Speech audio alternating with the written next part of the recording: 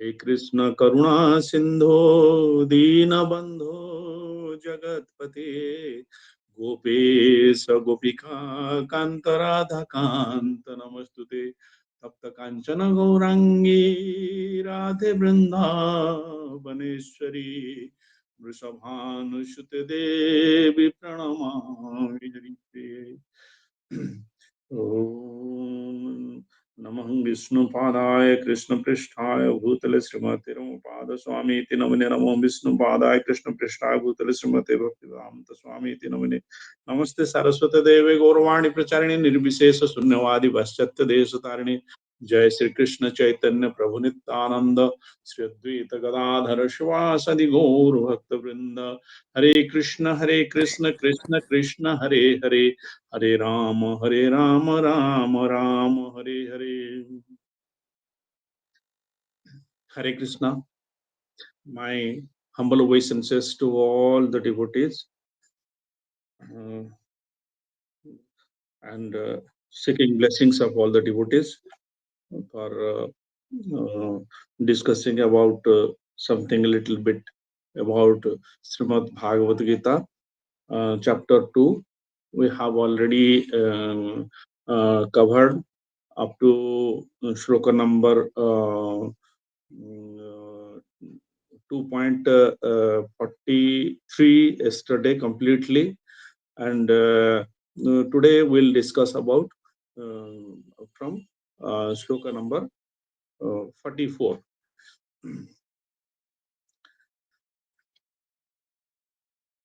Shloka number 44, chapter 2 Bhagavad Gita.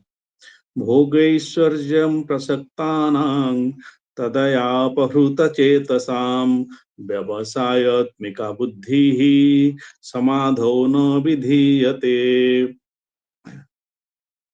यहाँ भगवान बताते हैं अर्जुन को आगे कि जो लोग इंद्रिय तृप्ति, इंद्रिय सुख के लिए और भौतिक ऐश्वर्य के लिए प्रति अत्यंत आसक्त हो गए हैं, जो आसक्त हो जाते हैं, तो ये इस चीज जो ये जो वस्तु है विषया वस्तु, इसका मतलब यही है कि विषया का मतलब है जो इंद्रिय सुख, जो उस वस्तु के प्रति उनके मन में विचलित हो जाता है और उनके मन में भगवत की सेवा हेतु दृढ़ निश्चितता नहीं दिखाई पड़ता है।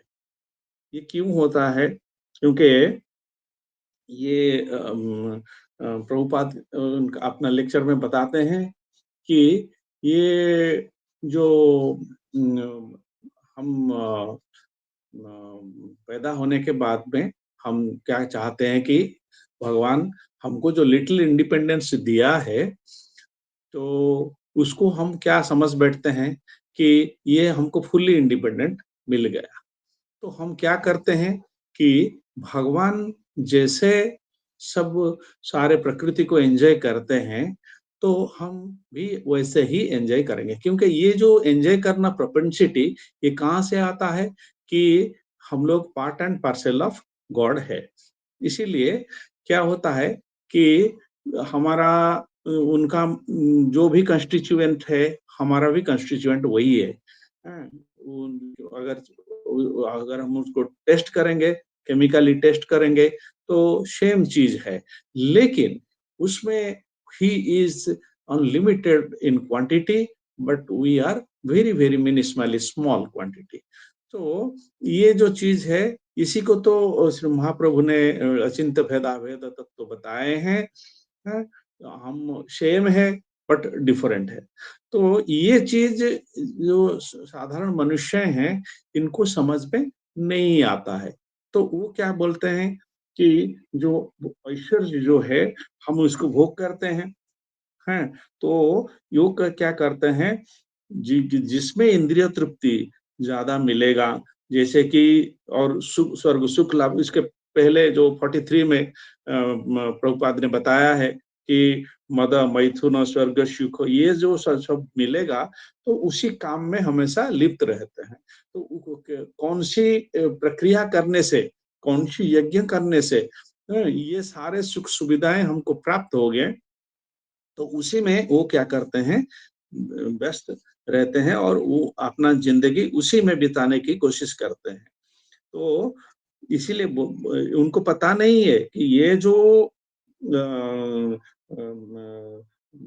उसका जो फल स्वरूप, इसका जो विष रूपक फल स्वरूप, ये कितना भयंकर होता है, उनको पता नहीं चलता है।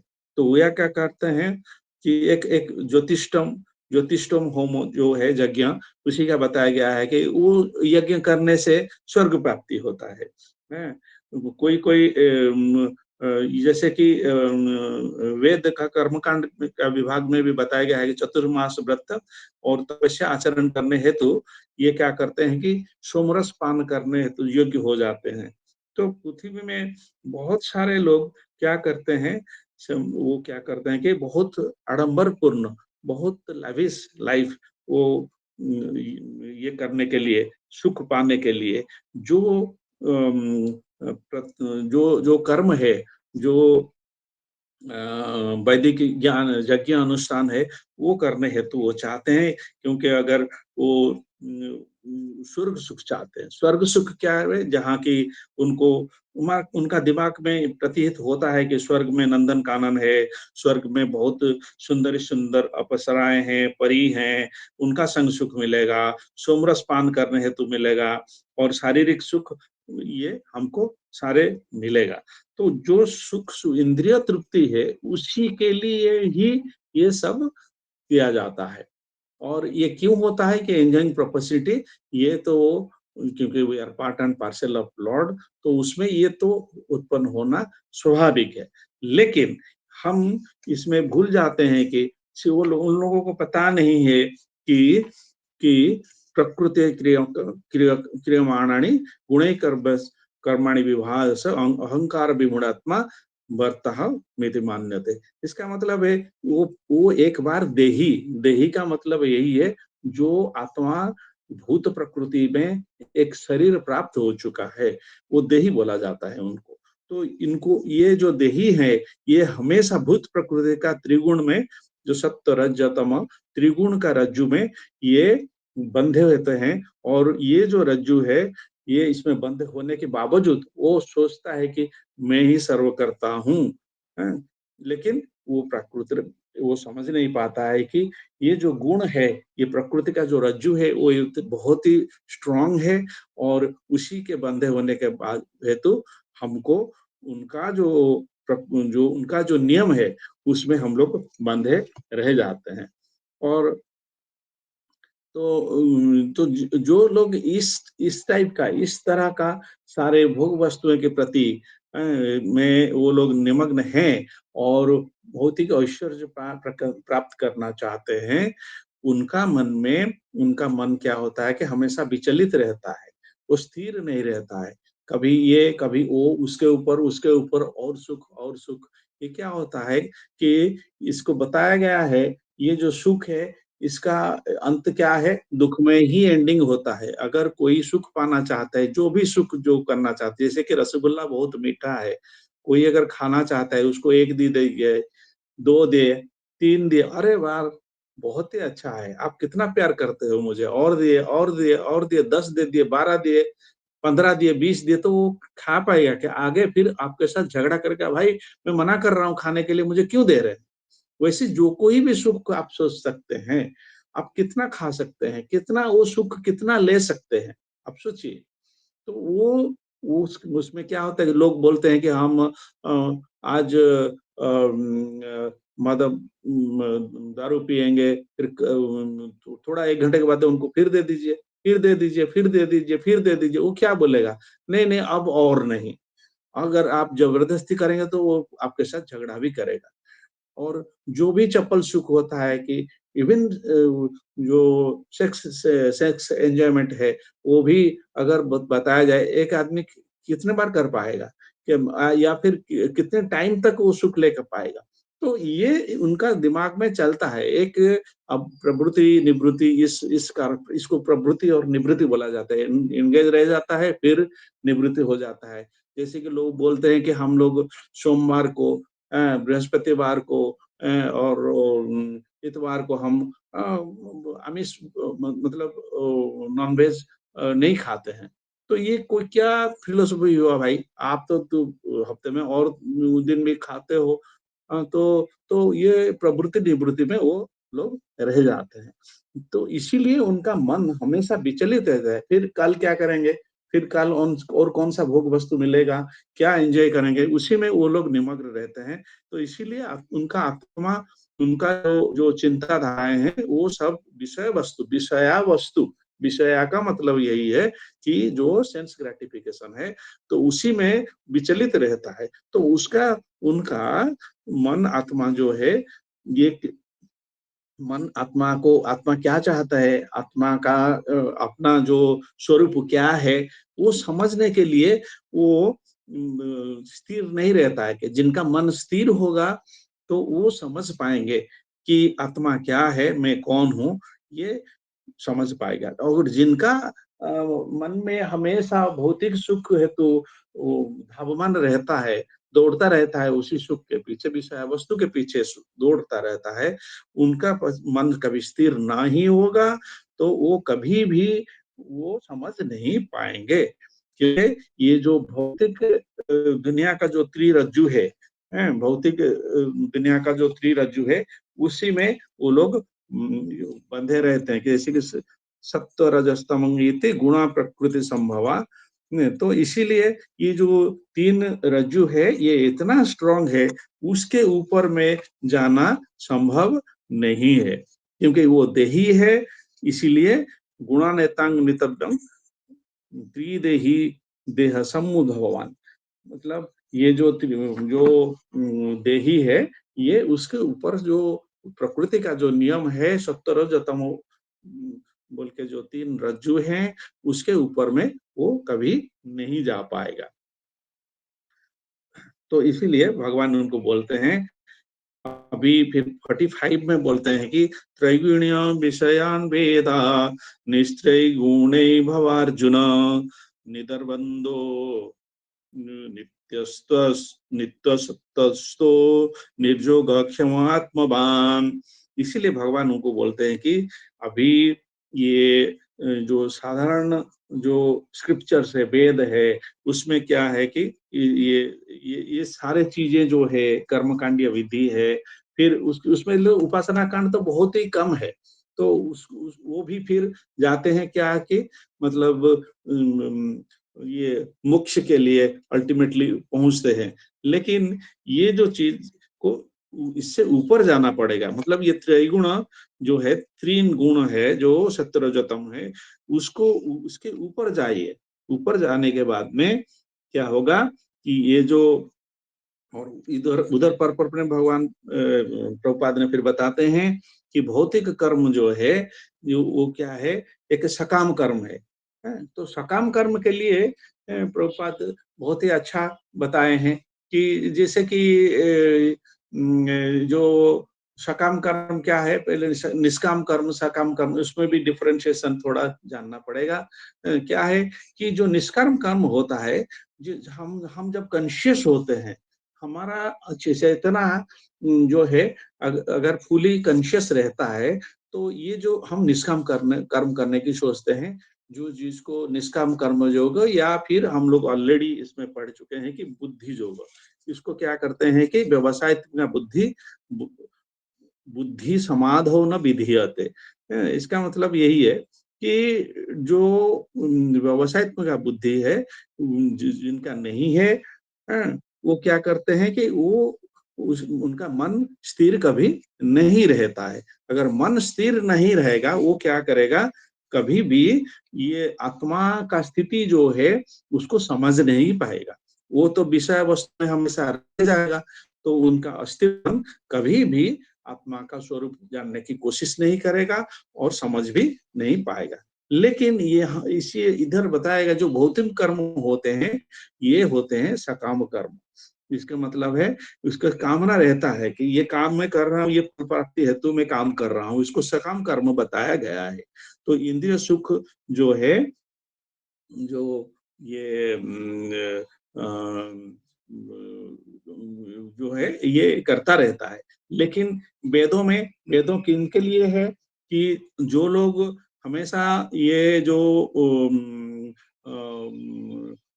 उसमें बताया गया है कि आप अगर निम्न चेतना में है तो आप इंद्रिय तृप्ति के लिए हमेशा कोशिश करेंगे, और वेदों में बताया गया है कि ये क्या है और उसका ऊपर का स्टेज क्या है, इसमें डिफरेंशिएशन बताया गया है, ताकि आदमी उसको पढ़ने के बाद में ऊपर स्तर में थोड़ा ऊपर दिव्य चेतना स्तर को धीरे धीरे जाएगा। और कैसे जाएगा? ये त्रिगुण को अतिक्रम करके, और वेद का जो दर्शन शास्त्र है उसको पढ़ के उसी लेवल में खुद को रखेगा, ताकि उनके मन में पहले ही आएगा कि ब्रह्म जिज्ञासा, मतलब अथ तो ब्रह्म जिज्ञासा यही है कि ये लेवल में पहुंचने के बाद में वेद के सहायता से उस लेवल में पहुंचने के बाद में वो जिज्ञासा करेगा कि मैं कौन हूँ, ये परम ब्रह्म कौन है।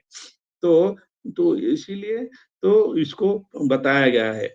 ये तो वैदिक ज्ञान है, लेकिन ये जो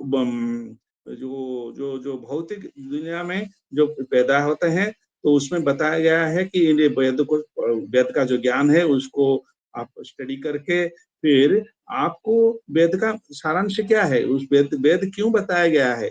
वेद तो इसीलिए नहीं बताया गया है कि उसमें जो इंद्रिय क्या करने से कैसे ऐश्वर्य होगा, ऐश्वर्य जो मिलेगा, तो वो यज्ञ करके आप उसी में डूबे रहो, इसका मतलब यही नहीं है।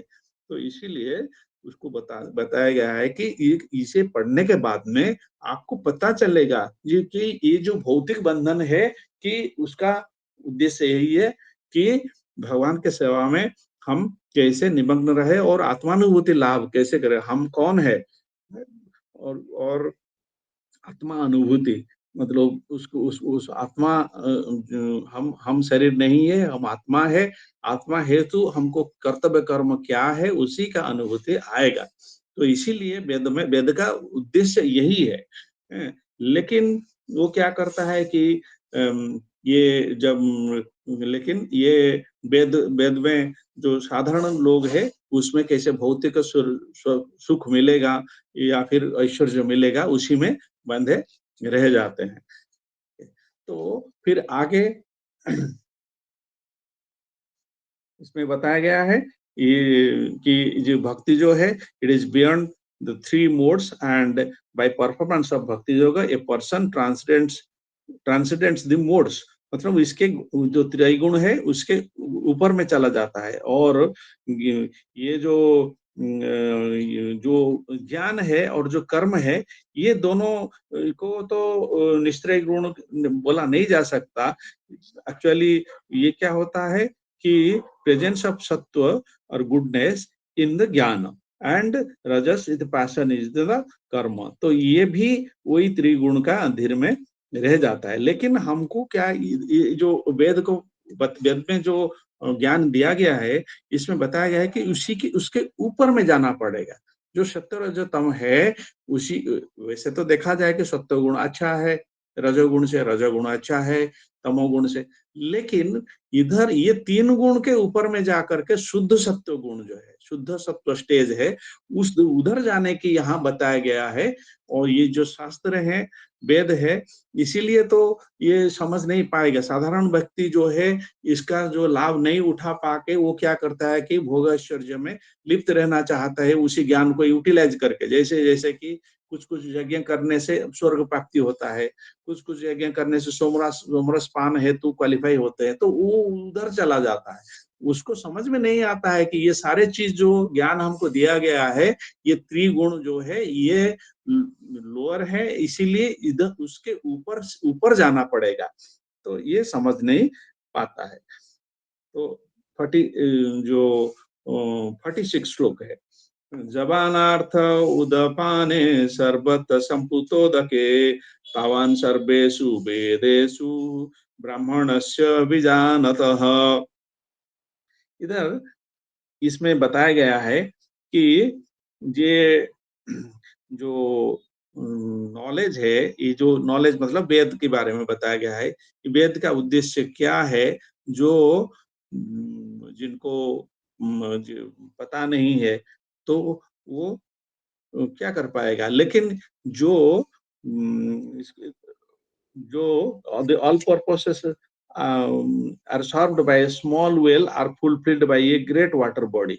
Similarly, all the purpose of the Vedas, rituals, sacrifices, and demigod worships are described in them, but it cannot in them can be served to one who knows the purpose behind the Vedas and is in complete knowledge. विजानतः विजानत का अर्थ यहाँ यही है कि जो जो जानता है कि वेद का उद्देश्य क्या है, तो वो उनको जहाँ जलाशय मिला तो जल जो जल कुआं में वो कहीं बर्तन मांजता है, कोई जा करके और एक कुआं में कहीं कपड़ा धोता है, तो और एक कुआं में जा करके फिर दूसरा काम करता है, नहाता है। तो लेकिन जिनको एक बड़ा कुआं तो उनको मतलब एक जलाशय या फिर लेक मिल गया, तो उनको तो पूरा पता है ना, क्योंकि ये सारे चीजें जो है कुआं जो है उसमें हम यही काम करते थे। तो वो क्या बोलता है कि अगर हम एक बड़ा जलाशय में पहुंच गए तो सारे काम उसमें हो सकता है। तो ये उनको पता है कि ये सारे काम उसमें हो सकता है। तो ये उनका उद्देश्य क्या है? ये उसमें इसमें ये चीज क्यों बताया गया है कि ये जो वेद का जो ज्ञान है इसको लाभ करने से क्या होगा कि हम लोग ये जो त्रैगुण है, 3 गुण है, उसके ऊपर में जाना जाना पड़ेगा। हैं? तो इसीलिए यह बोलते हैं कि ये इसको पढ़ने के बाद में ये जो आत्मा अनुभूति लाभ करने हेतु ये क्या करते हैं कि ग्रेजुअली उसमें उनका जो मन वो समझ पाता है कि किसी को क्या करना है और अल्टीमेटली उनको समझना है कि भगवान ही सारे चीजों का सर्व कारण कारणम है। ये जब तक नहीं हो पाएगा, वो तो इसीलिए बीजानतः मतलब ये पूर्ण ज्ञान में है, तो उनको पता है कि उनको परमात्मा जो है परम ब्रह्म जो है भगवान कौन है उनको पता है और इसीलिए ये जानता है कि असली वेद पाठ हेतु उसका उद्देश्य क्या है उनको पता है। जिनको जिनको उद्देश्य पता नहीं है वो क्या करते हैं, वो तो सिर्फ ये जो भोग ऐश्वर्य में लिप्त रह जाते हैं।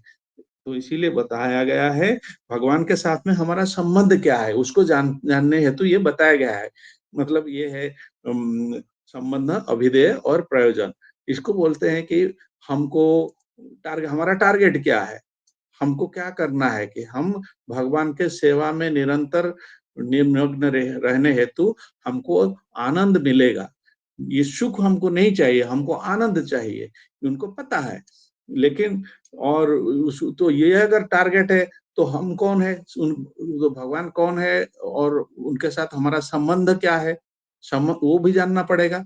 उसके बाद में आता है अभिधेय। अभिधेय मतलब इसका प्रोसेस क्या है, हमारा टारगेट क्या है या फिर हमारा गोल क्या है, हमारा रिलेशन क्या है, आत्मा और परमात्मा के बीच में क्या रिलेशन है, इसको बोलते हैं संबंध।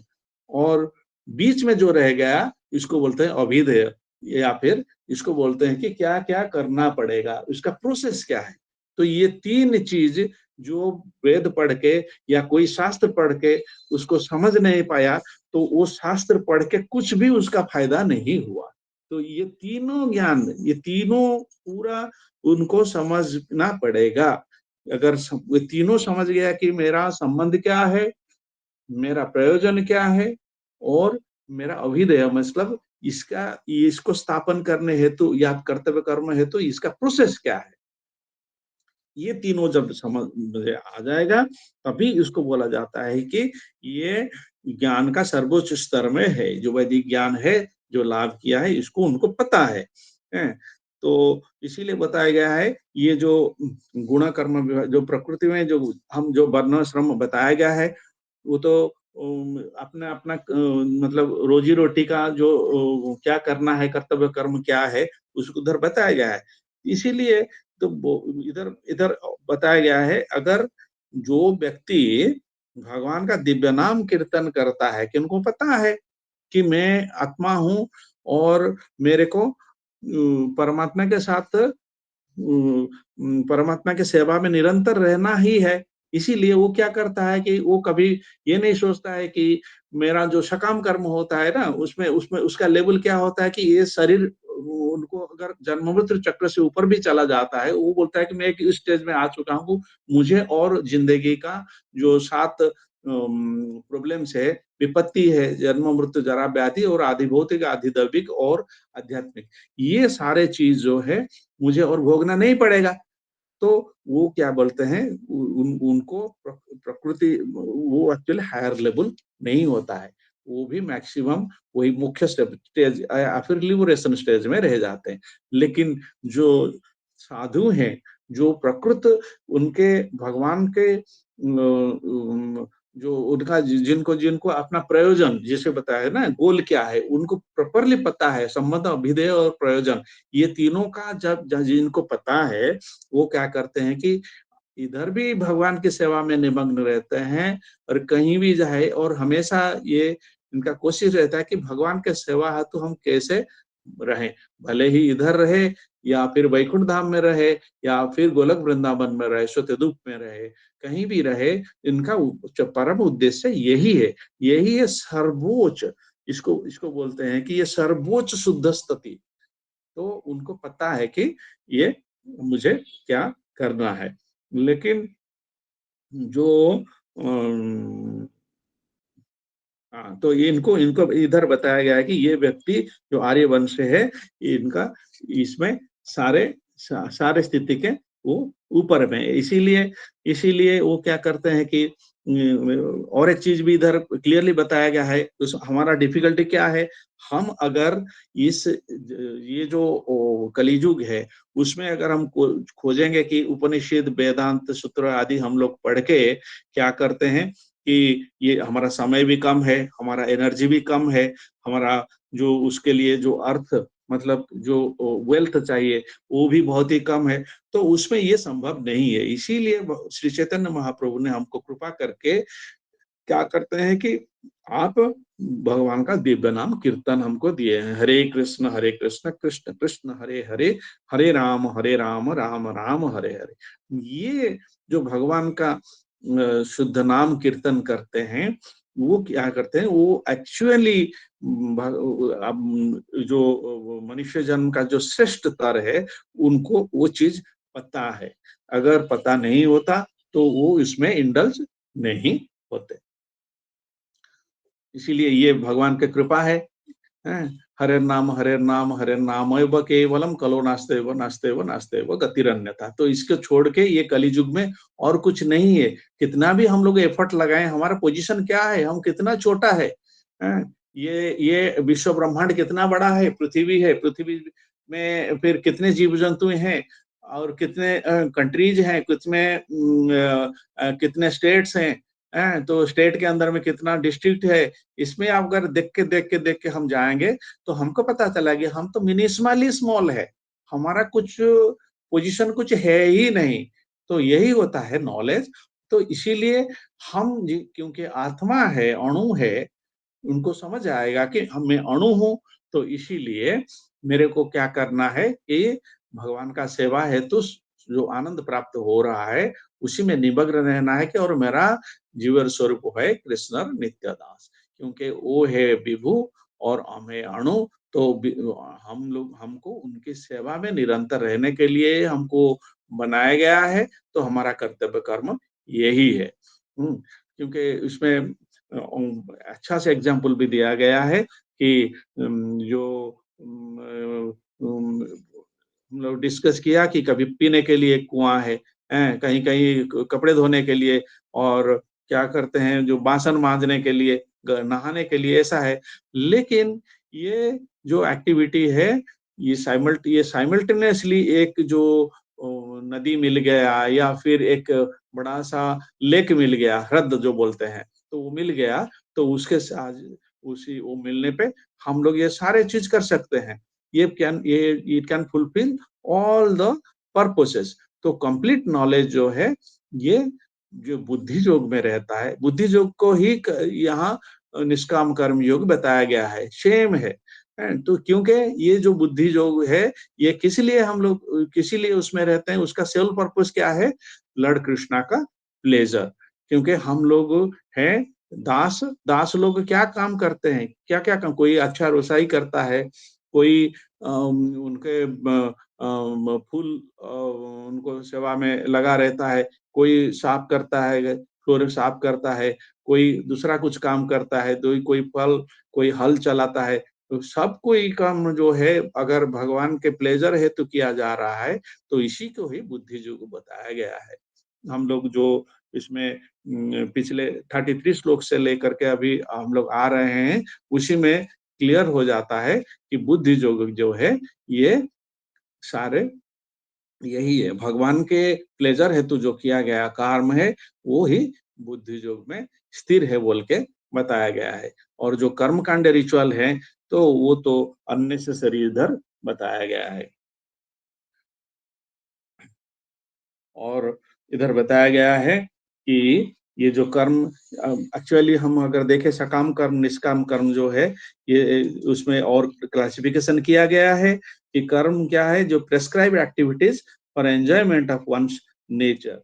दे आर ऑफ 3 काइंड्स, जैसे कि नित्य कर्म है, जैसे कि हम लोग नहाते हैं, दांत मांजते हैं, तो ये सारे जो है रूटीन ड्यूटीज हैं। और क्या है, इसको बोलते हैं कि काम्य काम है, तो और डिजायर एक्टिविटीज हम ये करने के लिए जा रहे हैं, या फिर हम शरीर को मेंटेन करने के लिए डिजायर एक है कि हम जा करके सब साग सब्जी और राशन खरीद के लाते हैं, ये क्या बोलते हैं काम्य काम है। और एक होता है कि इमरजेंसी ड्यूटीज, वो 3 है काम के अंदर में। लेकिन एक है और एक उससे नीचे का है जिसको विकर्म बोलते हैं, जो उसको बोलते हैं कि भगवान जो शास्त्र में बताया गया है उसका विरुद्ध कर्म, भगवान के विरुद्ध में काम करते हैं। तो जैसे कि आप एंजॉय कर रहे हो, तो मुझे भी एंजॉय करना है। तो ये जो चीज दिमाग में आता है, ये क्या है कि ये विरुद्ध कर्म होता है कि हम अपना पोजीशन भूल गए हैं। भूल जा करके हम क्या करते हैं कि नहीं, हमें मैं भी एन्जॉय करूँगा, मैं भी, आप तो भगवान है, आप इतना-इतना 64 64 टाइप्स का आप ह हर रोज़ पकवान खाते हैं, मैं भी खाऊँगा। हैं? भोग ऐश्वर्य आप एन्जॉय करते हैं तो मैं भी करूँगा, तो उसी में वो फँसा रह जाता है।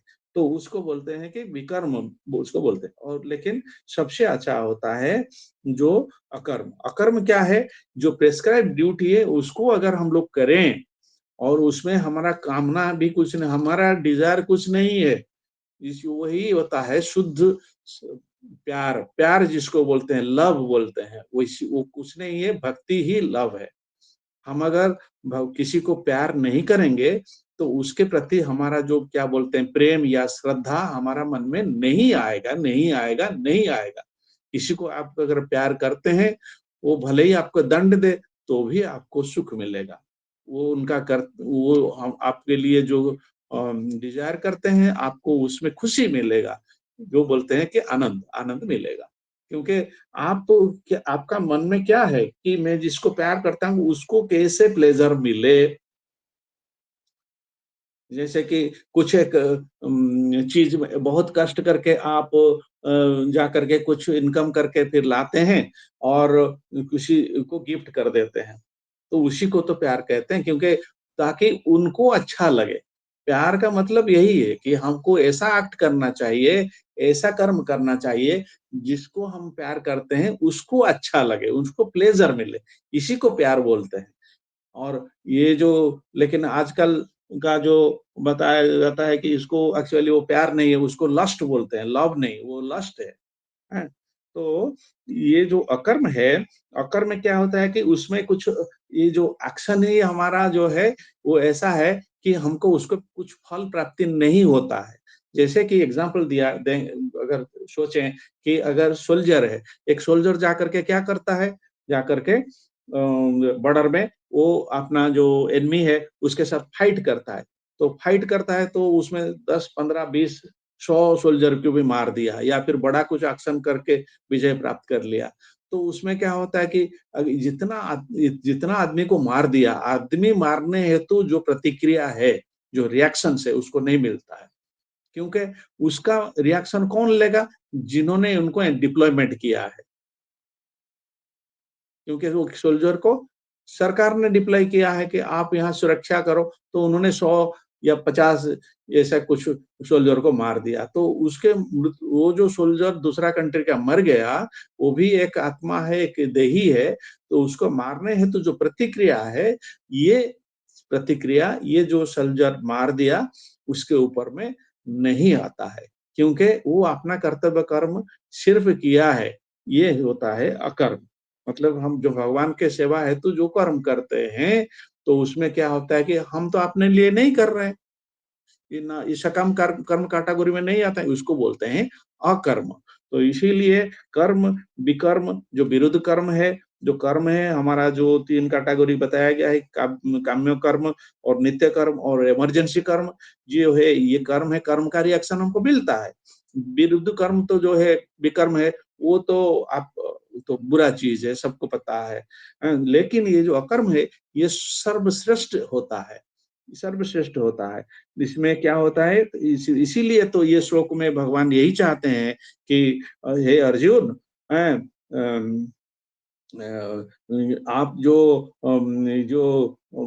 अटैचमेंट हो गया है, आपका जो भौतिक अटैचमेंट है, हैं, ये तो ये आपको आपको ये मुख्य प्राप्ति भी नहीं दे पाएगा, हैं? ये पॉजिटिव सुख, ये मतलब आप हारे जीते जो भी है, आपका कर्तव्य कर्म का जो बंडेज है, जो कर्म, जो भौतिक, जो प्रकृति का जो बंडेज है, उसी में आप रह जाओगे। इसीलिए जो fight as a matter of duty and for the only pass in the matter of duty. आपको सोचना नहीं है, क्योंकि भगवान ने तो खुद बता दिया कि मैं बोल रहा हूँ। अभी आप अभी जो 41 से यही, इसका मतलब तो यही है, भगवान डायरेक्टली उनको बता रहे हैं कि आप युद्ध करो। तो भगवान का निर्देश जो है, सरकार का जो ऑर्डर है, सोल्जर तो मानना पड़ेगा। अगर नहीं मानेगा तो क्या है, उसको पनिशमेंट मिलेगा। तो वो जो जो इंस्ट्रक्शन फॉलो नहीं करेगा तो उसको पनिशमेंट ही मिलेगा ना। तो आप पाप, उसको पाप बताया गया है। तो पाप ना करके कर्तव्य कर्म में जुड़े रहो। ये चीज़ बताया गया है कि करने के लिए। तो time is already there. So Hare Krishna.